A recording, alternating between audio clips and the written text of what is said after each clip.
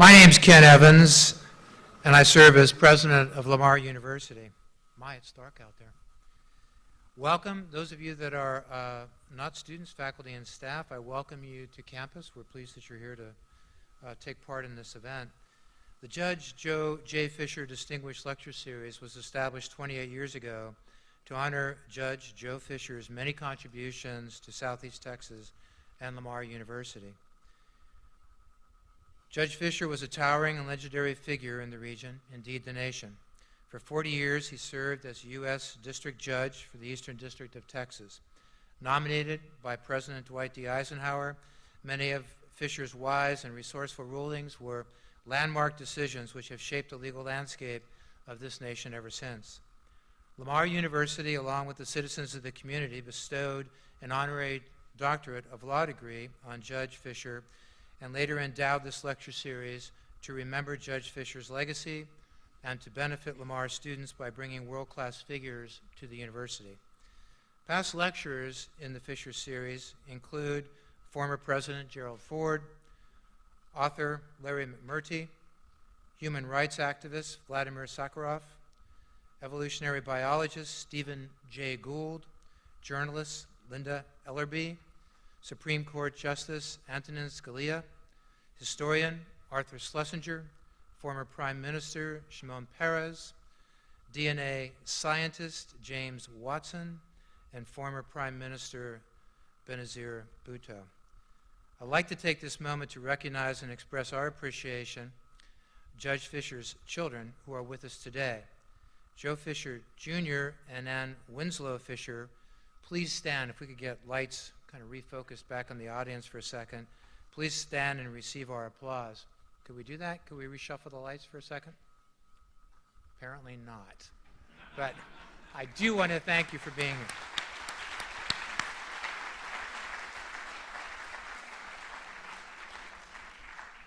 Sometimes logistics are challenging.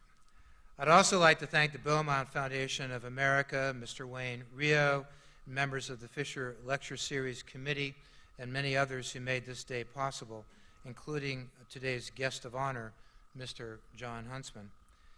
It's not possible to capture the width and depth of Jon Huntsman's life and contributions in my introductory remarks. We actually just spent some time together over lunch talking about a variety of stories associated with the Huntsman legacy. If I did so, frankly, it would take more time than we've allotted this afternoon. Mr. Huntsman is a man who fits comfortably among the world-class figures I just mentioned. Even better, he's really one of our own, having left an indelible mark on Southeast Texas, as many of you know. Jon Huntsman was born in Blackfoot, Idaho, the son of a homemaker mother and a schoolteacher father. From these humble roots and with his family, he moved to Palo Alto, California, where he graduated from high school. Riding his early academic successes, he enrolled on scholarship at the Wharton School of Business at the University of Pennsylvania. He graduated at the top of his class and then met his future wife, Karen. Following a tour in the U.S. Navy where he served as a gunnery officer, he returned to Southern California and earned his MBA from the University of Southern California.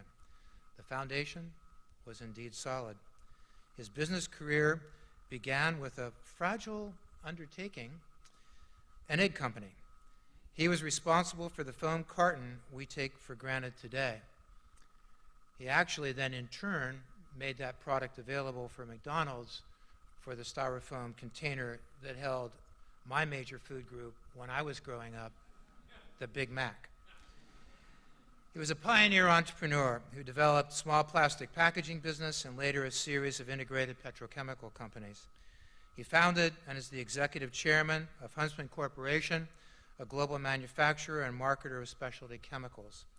I could go on at length about his successes in this arena of our economy, but let me simply say the corporation employs more than 12,000 employees, has locations and reach around the world, which we were talking about a bit over lunch today, and generates revenues in excess of $11 billion. The measure of Jon Huntsman, though, extends far beyond his business successes. He is a man of service. He served our nation not only in the naval service I mentioned earlier, but also as an administrator in the Department of Health, Education, and Welfare for President Richard Nixon, and later as special assistant and White House staff secretary in the Nixon White House. He has served the Church of Jesus Christ of Latter-day Saints for more than 50 years and served in countless leadership and philanthropic roles. He has served students of ethics by authoring a best-selling book on corporate ethics and moral decisions, a book I have indeed read. He has served the American Red Cross in its powerful mission. He has served humanity in quiet and yet very profound ways. The Chronicle of Philanthropy ranked him second in their list of largest donors. Forbes magazine counted him among 18 most generous givers on the planet. He and his wife founded the Huntsman Cancer Center, one of the nation's premier cancer research institutions. University buildings, facilities, programs, and colleges across the country bear his name because of his generous service to education. He has received 13 honorary doctorates. Jon Huntsman has generously supported Lamar University.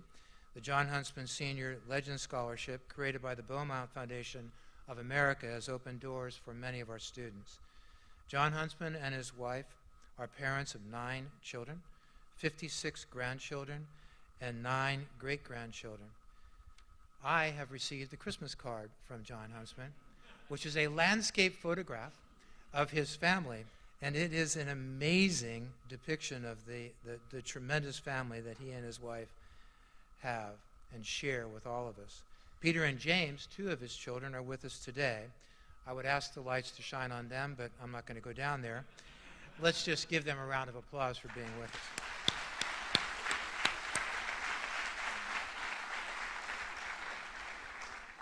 I could go on, ladies and gentlemen, but frankly, I'd really rather turn this over to Mr. Huntsman. The 11th Judge Joe J. Fisher Lecturer, Mr. Jon Huntsman.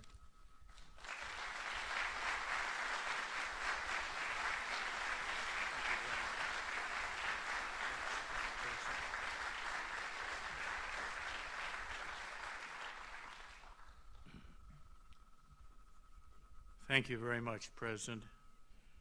Such a great honor to be with you today, and I'm humbled to be in Beaumont and to be here with good friends and old friends, and I'm grateful that you take the time today to join with us in these few words.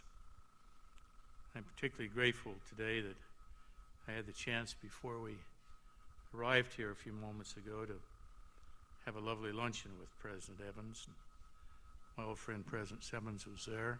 It's an honor to be with him, along with Senator Ellis, who is a great man and great friend, and Pastor Adolph. We thank you for being there, and Judge Bobby Wortham, who's been a close and dear associate, joined us as well, and I'm very grateful for these gentlemen for being there. I just wanted to say a word about Buddy Lowe and Wayne Rio.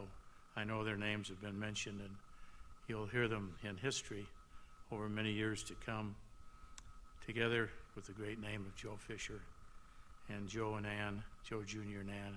It's an honor that you're here today, and I certainly acknowledge you. And we spoke about your father, Joe, and the great work he had done, both as a district and a federal judge, and the legacy that he has left. And I assure you that today I'm deeply honored to present these words, and I hope that he would approve of them, and I hope that he would feel comfortable in having me as represent him today in this auspicious and very worthwhile endeavor. But I wanted to say a word about Wayne and Buddy. I serve with them on the Beaumont Foundation. Some of you may not be acquainted with the Beaumont Foundation. It's here in town. It's a foundation that they established and have asked me to serve on their board. And they do so much good, including a tremendous gift that they've given, along with their family, to this remarkable university. So we thank you all very much, and Buddy and Wayne, we thank you.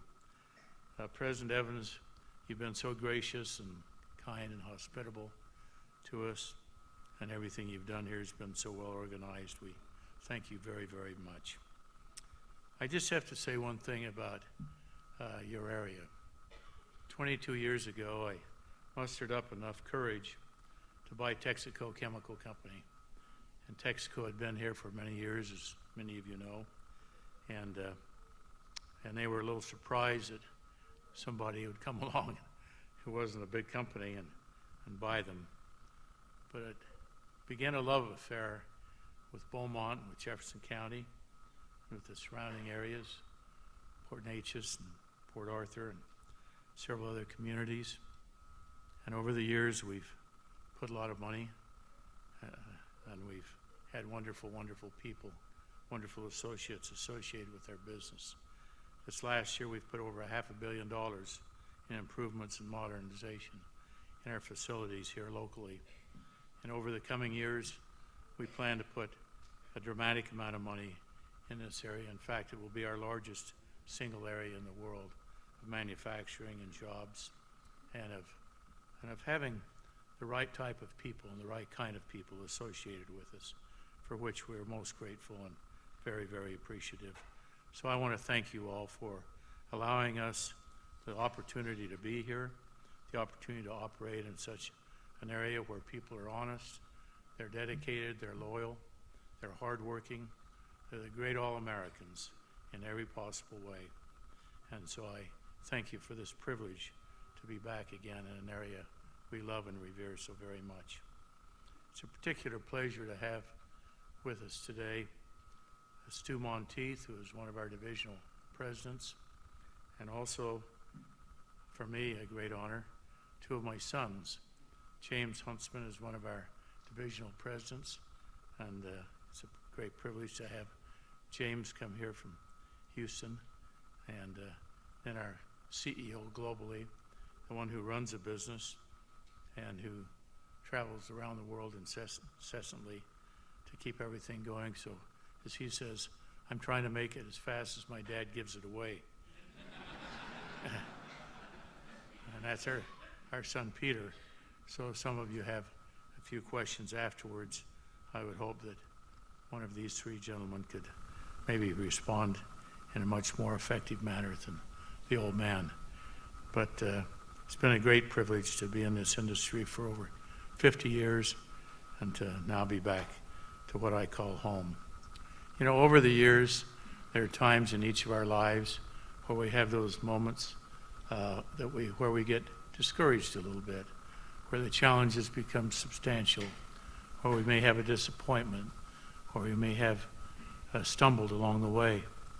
And some of us feel during those difficult times we need somebody to buoy us up, somebody to lift our spirits, somebody to tell us we can do it, somebody to give us hope and encouragement.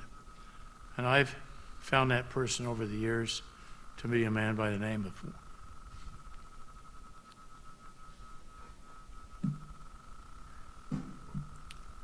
excuse me, Wayne Rio. And he always has a special thing that he says to me.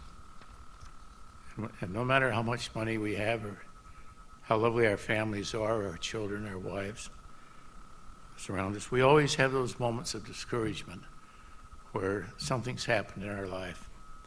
And he always says the same thing. He said, God did not put us here to fail. And he's told me that now so many times over the years that I thought I'd use that as my theme today to just share a few of Wayne's and my comments to you and thoughts about how we sometimes get ourselves into a bind and we find that we're not put here to fail, we're here to succeed. But we're here also to overcome obstacles. They may be health-wise. Tomorrow morning I go back in the hospital for my 17th operation. I've had cancer 4 times and a number of other things.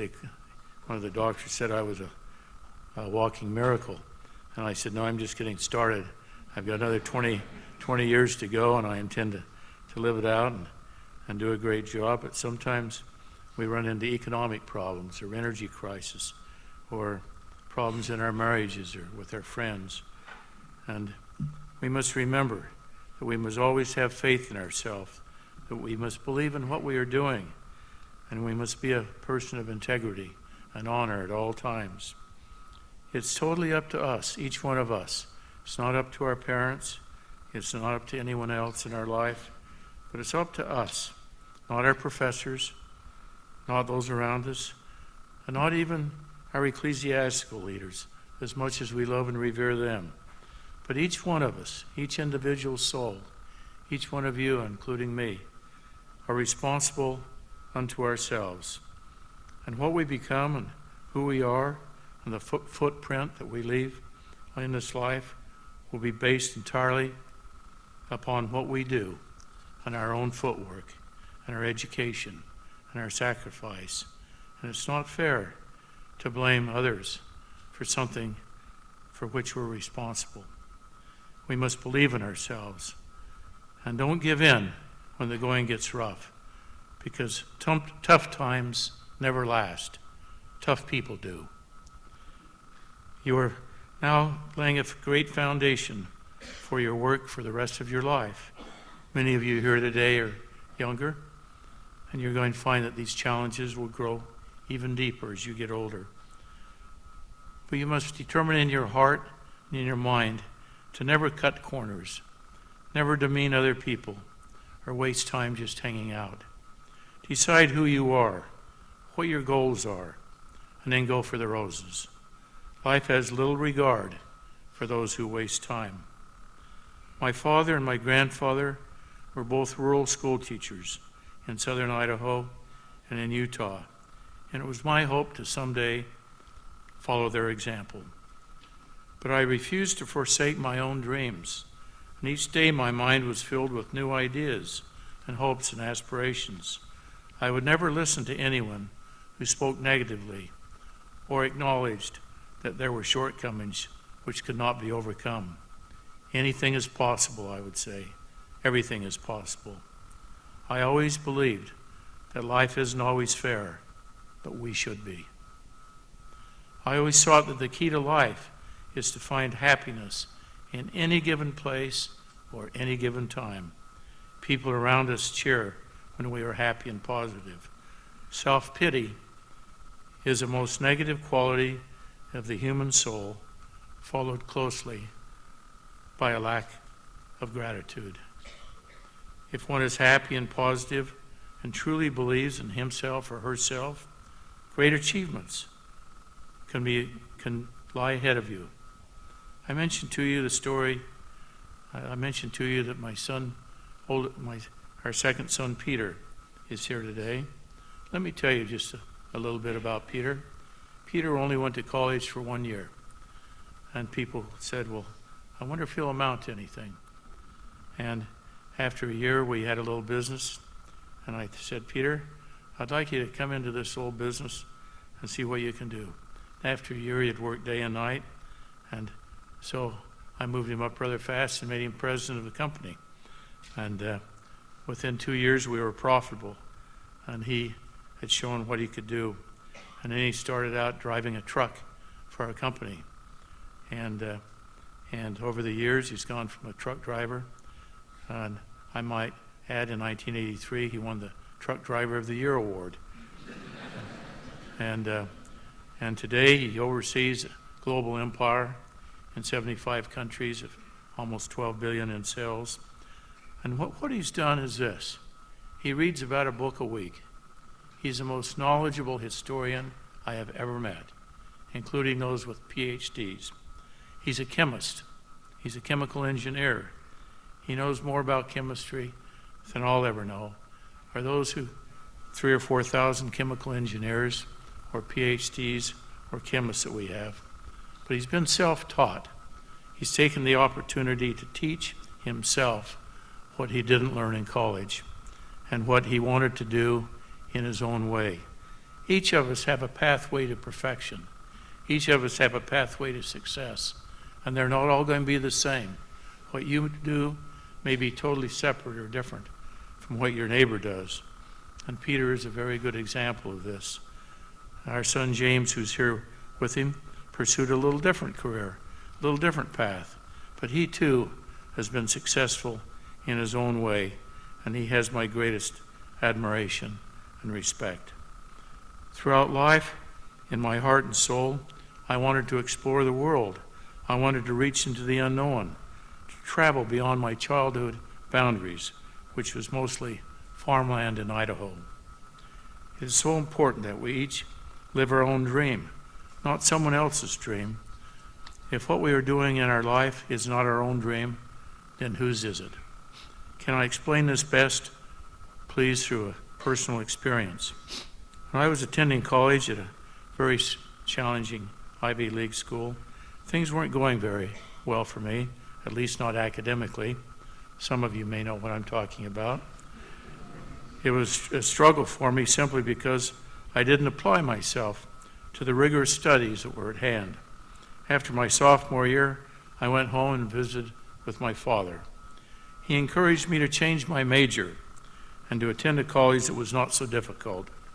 I thought about taking an easier route, and I remembered the wise commentator, radio commentator that I'd heard recently, Edward R. Murrow, when he made this statement: difficulty is the one excuse that history never accepts. Think of that. Difficulty is the one excuse that history never accepts. I returned to college my junior year, having visited with my father about becoming a rural high school teacher like he was. But I became a new person. I applied myself. I studied diligently. My grades skyrocketed, and upon graduation 2 years later, I was awarded the university's highest honors. Thus, I realized between my sophomore and junior year that it was my dream I must live and not my father's, and that I must achieve it through adversity and hard work. Making dreams become reality requires great sacrifice and determination. Most people are content to just coast along. Many really don't like to apply their talents and abilities or to put in long hours of work. But to achieve any dream and to make something truly remarkable happen in our lives, we must face adversity head on, and we must overcome all of the obstacles in our pathway. Today, obstacles are significant, particularly those of you who are attending college. Some of you are working part-time. Some of you are married. Some of you are having other struggles and challenges. They are everywhere. It's easy to become a prisoner to abusive behavior while we're going to college and while we're out of college.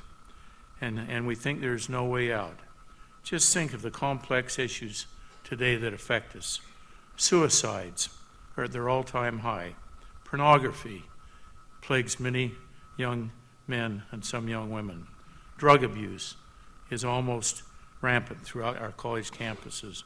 Eating disorders, sexual identity, and addictions that come in various forms and disguises. These are very real challenges to many people. Every family feels at some point the heartache and pain of watching a loved one or a friend falling prey to one of these life-altering demons. Once ensnared, most individuals believe they have little chance of escaping. But I say unto you, your life's dream can be achieved. These demons are only momentary setbacks. Do not succumb to desperation. Don't get down on yourself. You can create a pathway to success. There is always a road to recovery, and many of us have traveled down that road. With regained balance and confidence in life, we can make it. Our dreams can be fulfilled.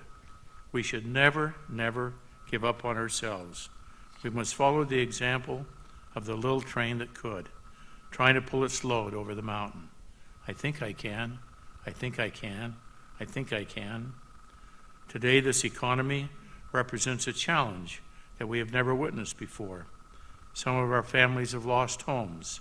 Some of us, perhaps our relatives or friends, have lost their jobs.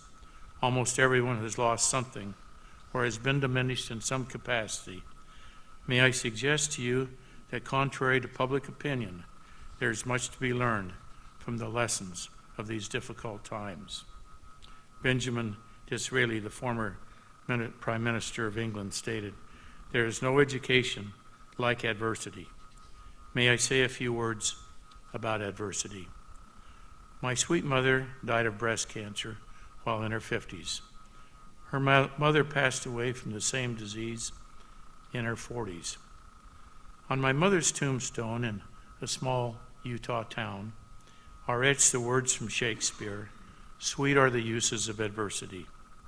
I've never understood what that meant until the last few years, because until one has plunged into the depths of near disaster or felt the pains and sorrows of terrible illnesses or economic collapse or marital breakdown, one probably has not understood what it is like to grow from adversity.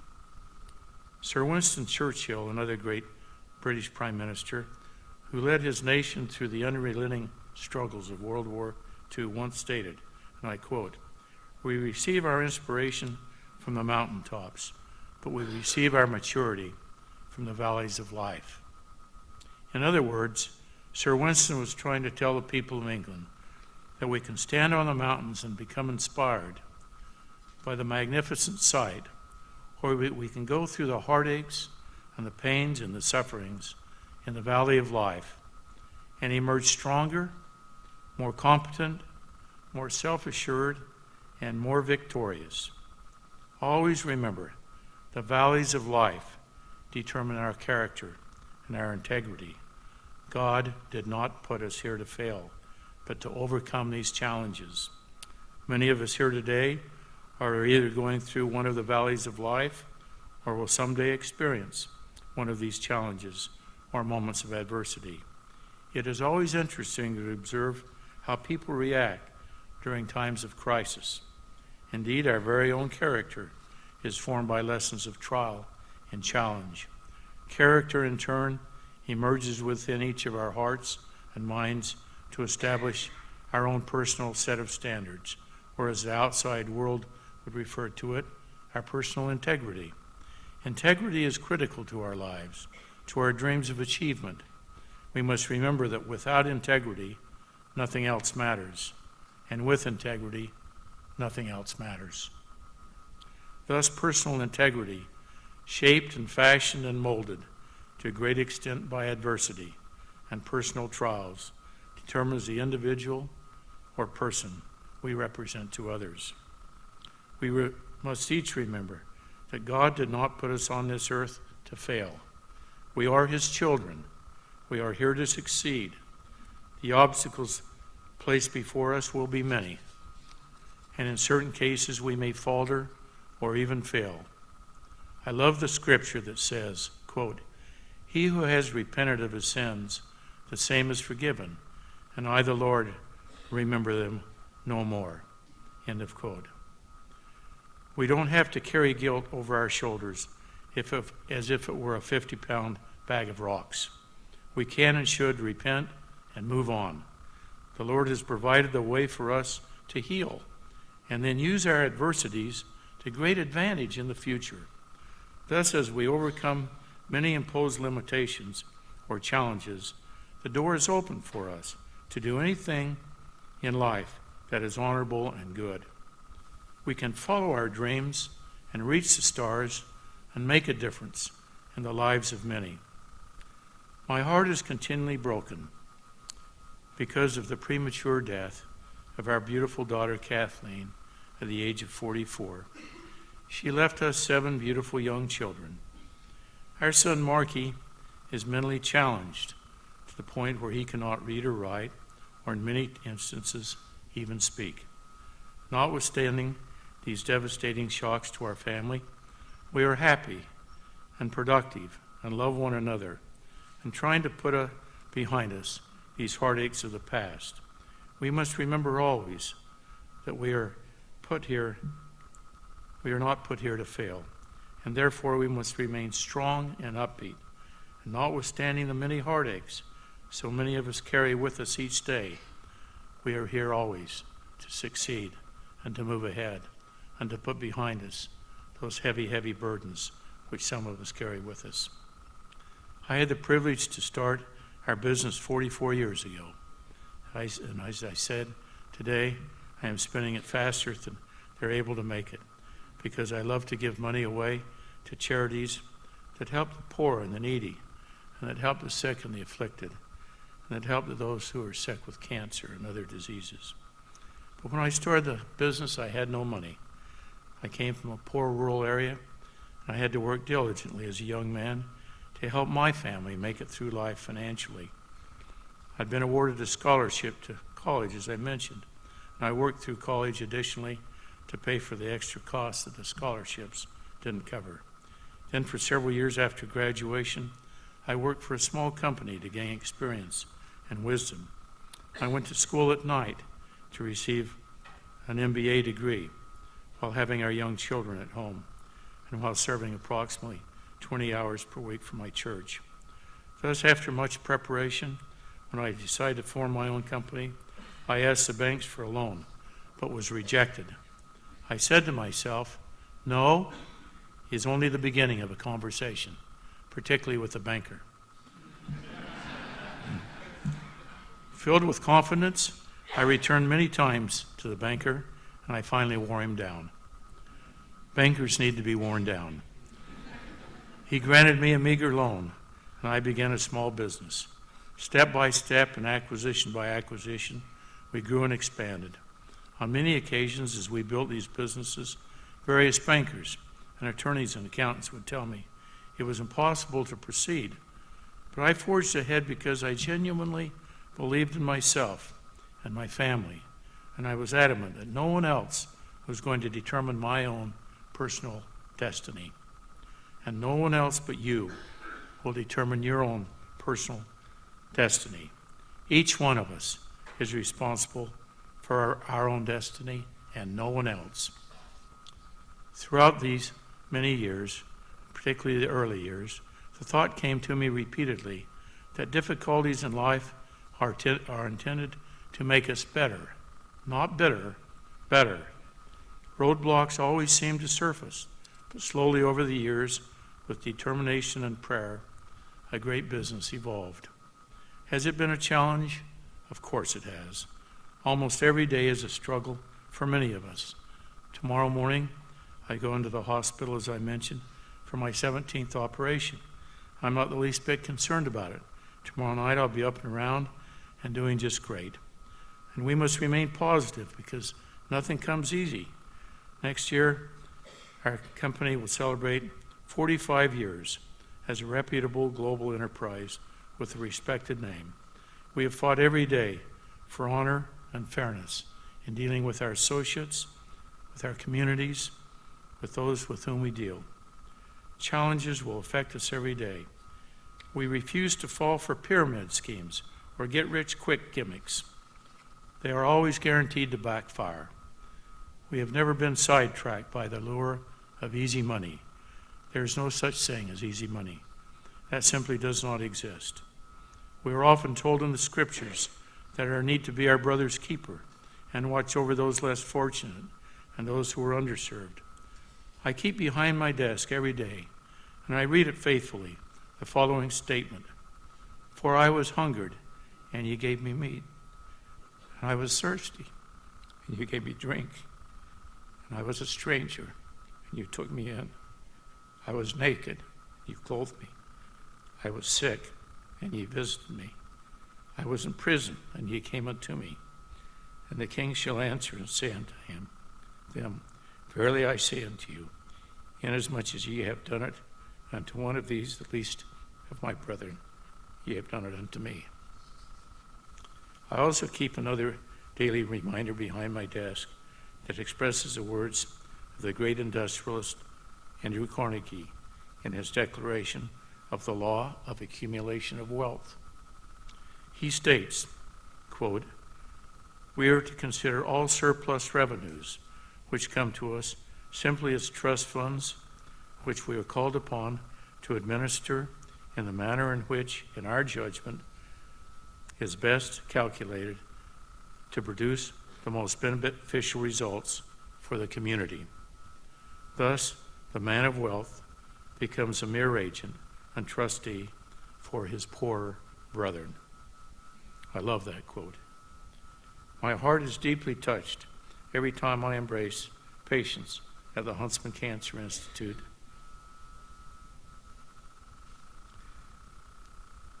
or greet one of the thousands of students who receive our scholarships, or embrace the homeless in many countries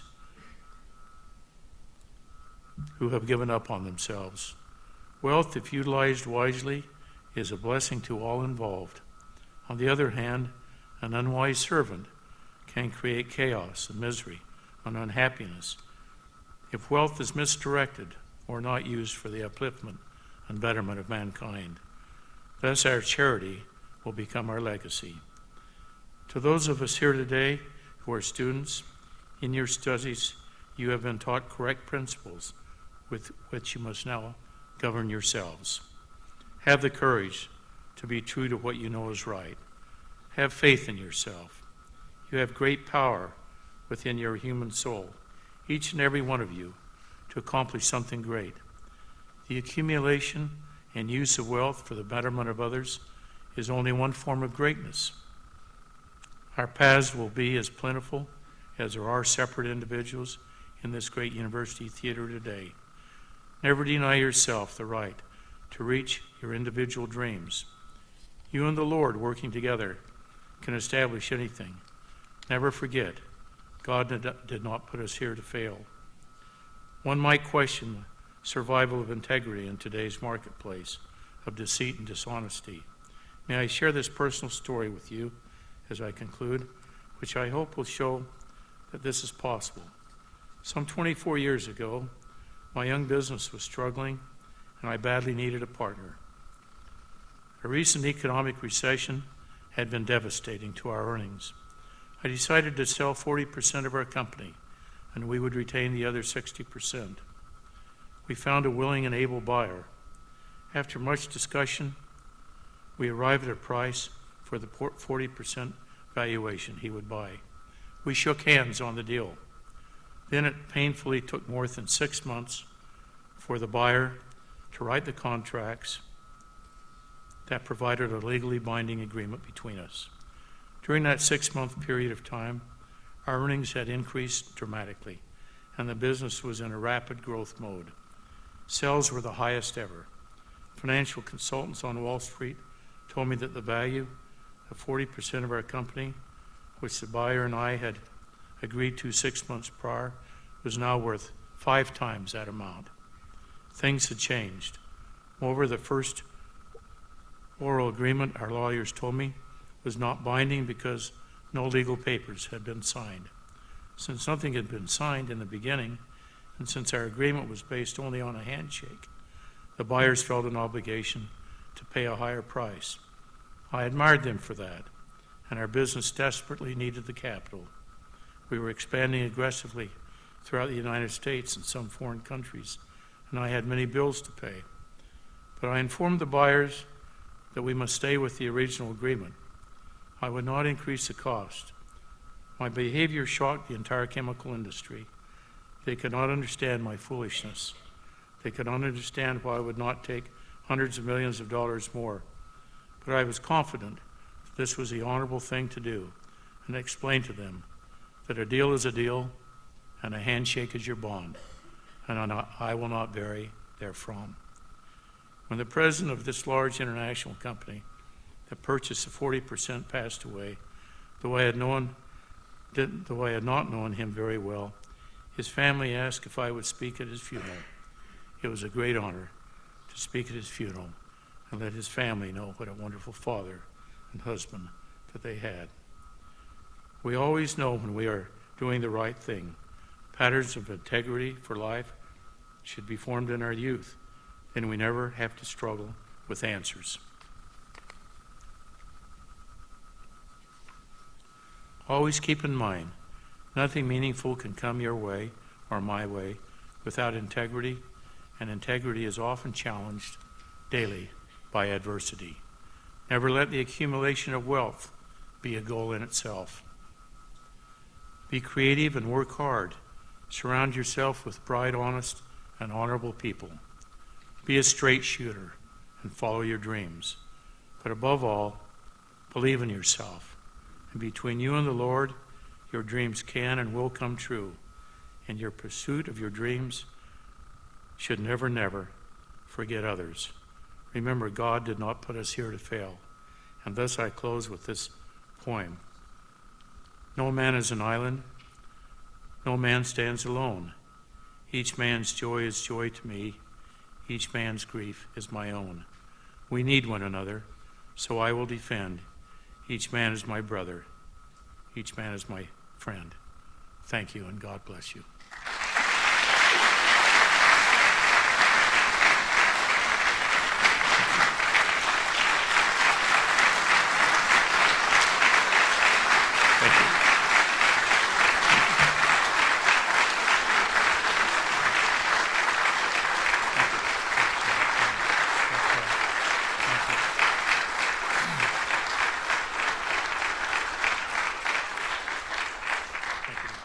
Thank you so much, John. I know we all are so gratefully appreciative of you being here and sharing your thoughts with us.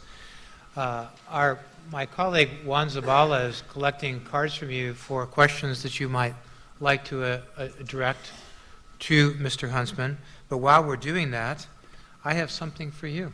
Thank you.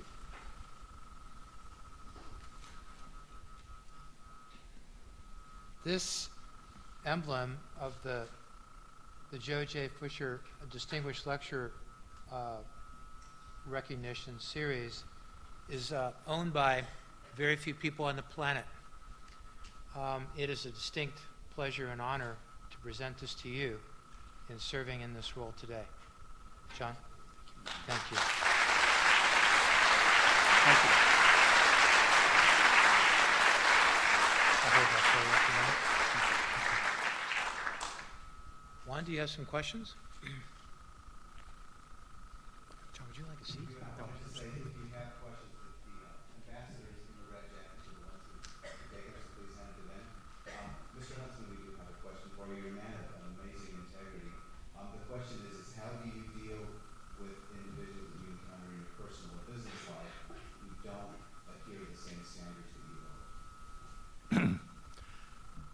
Well, chapter 5 of the book I wrote made the Wall Street Journal best-selling list, and I don't know how it ever made it, but it did. Talks about getting mad, but don't try to get even. And sometimes we deal with people who are not honest with us and who lie to us or mislead us. And the worst thing we can do is try to get even with them. That never works, because we carry around heavy, heavy burdens when we try to get even. We carry around massive amounts of emotional turmoil and pain within our heart, our mind, and our body. And I would simply say, get mad, go out and stomp up and down, walk around the block 8 or 10 times, or walk around 2 or 3 miles, whatever you need to do. But get over it. Put it behind you. The same with relatives, parents, brothers, sisters. Sometimes we have difficult periods of time with them. But I'm always reminded of the 15th chapter of Luke, the story of the prodigal son. He should have been named the story of the loving father, because this father had these 2 sons, and one of them stayed and helped take care of the family. The other son took everything he had, including his birthright, and went into the big city and made a fool of himself. He embarrassed the family and lost everything he had. And then he came walking back home, and the father saw him walking down the path headed for home. The father had to make a quick decision. How shall I treat this young man? Shall I throw him out of the house? Shall I accept him? Shall I reject him? What shall I do? The father took off his cloak that he was wearing, and he put it around his son, his wayward son. And he went and killed a fatted calf and had a barbecue to celebrate the homecoming of his son. And I think of that so often because it's natural for us to get mad. It's natural for us to try to get even. It's natural for us to want to strike out at others. And so the best thing I could say in answer to the question is hold back. Take a few counts. Remember who you are. Remember that you're a step above somebody else in your ability to love and forgive and forget and move on, and you'll be a better person, and God will bless you for it. Thank you. We had a question from young entrepreneurs in the audience. If you had one piece of advice you would offer to young entrepreneurs just starting out, what would that be? I think I'm going to call upon my son Peter to come up here and answer that question. Peter is more attuned to, Peter, come on up. I think Peter's a little more attuned to today's world.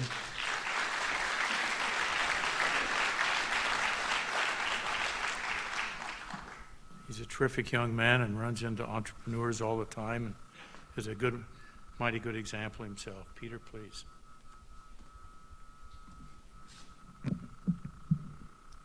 Well, firstly, Dad, thank you very much for those kind remarks, spoken in a way that only a father can speak about a son. So don't believe everything you hear. I think my advice as an entrepreneur would probably be quite different than my father's advice. I have the luxury of having been a second generation. He's the guy that had to risk it all. He's the guy that had to stand when nobody else was standing with him. And that really, to some degree, disqualifies me for being up here addressing that very question, because here's a person who actually has lived it. My advice for anybody that would be starting a venture, and for me it's been exceptionally easy to take this advice. I've been very good at it, and I think that's why I'm a particularly good chief executive. And I say this in all humility, that surrounding yourself with people that are better than you, people that think different than you, people that are willing to challenge your conventional thinking. So I'm complimenting myself, saying that it's easy to surround myself with people better than I. It truly is. I'm proud to have many of them here today that are here to support our founder and chairman. But I would always strive and encourage you to surround yourself with people that will be willing to fill in the areas of your weaknesses, and people that will be willing to challenge your thought process. I'm always a little bit surprised at the number of people politically on the far right that'll sit and listen to them, somebody that they agree with 100%, yell at them all day on the radio, something they already agree with. The same happens on the far left. Are we that insecure with our own thoughts that we can't have them challenged? And I appreciate the great words that my father has said here today. And I think one of the great things that he's been able to do is to really surround himself with wonderful men and women of different faiths, different walks of life, different nationalities, and being able to learn and absorb from all these different cultures and ideas and philosophies from around the world. It's made him a better person, and yet never has been made it necessary for him to sacrifice his core values. So that would be my thinking on this. But again, you've got a much better person here than I to answer that one. So.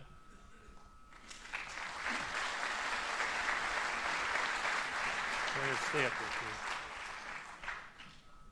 Thank you, Peter. I'd only add this to what you had to say. I think there are more opportunities and more creations, more innovation today than there's ever been in the history of man. And sometimes we think the door's been closed on us. And in some industries, big industries, that may be the case, but there are constantly new inventions, there are constantly new ideas, there are constantly new financial engineering ways of doing things. And so don't think that all the doors are shut. The future's never been brighter, the opportunities have never been greater. And Peter's absolutely right. If I had to answer a question, it would be just what Peter said, that our key and Peter's key. It's been a great honor to be a mentor to Peter, because he's been a person who's studied diligently and learned, but he surrounded himself with very, very, very good people. And I've always admired that, because our business runs very smoothly and very, very honorably.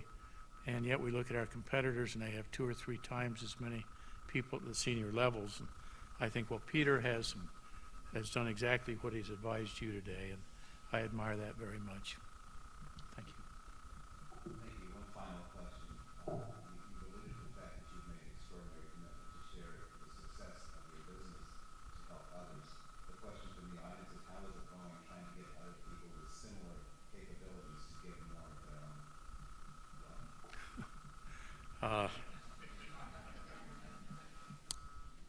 That's a very, very good question.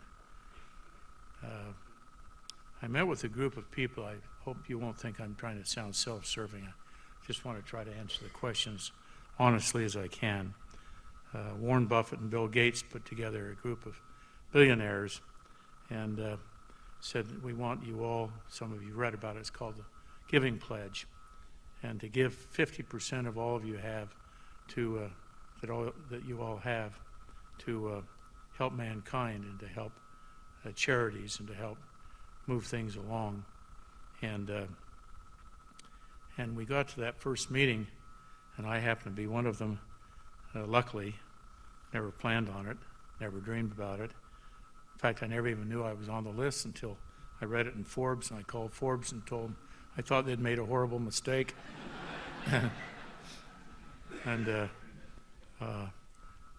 after Warren had given this talk about giving 50% of their wealth away, I raised my hand in the back and said, may I say a few words? And Warren said, of course you can. I said, I don't understand why we're only asking for 50%, because the other 50% amounts to $2 or $3 or $4 billion. Why don't we make it 80 or 90%? And that'll leave them each with about $1 billion to live on, and they can get along just fine on $1 billion. And Warren says, why don't you sit down and let's try to get 50%. We'll try to get 50% first, because most of them here aren't giving anything. And so it's a struggle. It really is a struggle. And I find that just because you have more money doesn't mean you necessarily have a more generous heart. Generous hearts come to people with very little money sometimes. Sometimes the most generous heart one's ever seen is when a widow lady or a grandmother knits or makes you something because she can't afford to buy it, or when somebody does a simple act of kindness for you, or somebody gives you a $1 bill or a $5 bill, and that's all they can contribute to a cancer. But to them, it's a large amount. And I've always remembered that it isn't how much you give, it's how much you have within your own ability to give. And that's what makes wealth worthwhile. Thank you very, very much. Oh.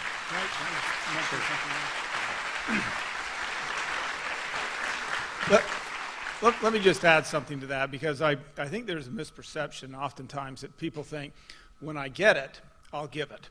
And once I get to a certain point in life of earning so much, I'll start giving at that point.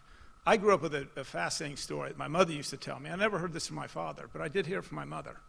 And she told me that when they were newly married, my father was earning how much a month as an ensign in the Navy? $322 a month. And my mother said that every month she noticed that there was money that was being bled out of their checking account. It was the low, $30, $40, $50, which is a considerable amount of money given that size of a paycheck. And this went on for several months and for the first year of their marriage, and she never understood where it was going, just assumed that maybe my father had a savings account or something with this investment. And some months after this had been going on, a lady came up to her and thanked her and said, I want you to know how much we appreciate what you and your husband are doing for us. We've really been struggling since my husband lost his job. And that was the $30 or $40 per month that have been coming out of this $300 and some odd dollar paycheck. And I've always remembered that story. I have honestly thought that that amount of money was probably the most generous and the most important gift that my father ever gave. And just growing up in the family, I mean, I admire him for what he's done with the Cancer Institute and so forth. But it doesn't start when you turn 50 years old. It doesn't start when you make your first $100,000 or $50,000 in life.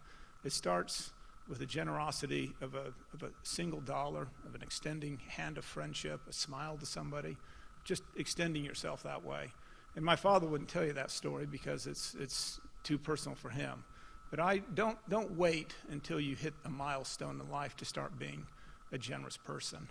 And I apologize for I didn't mean to have the last word, but I think that's something that you should know.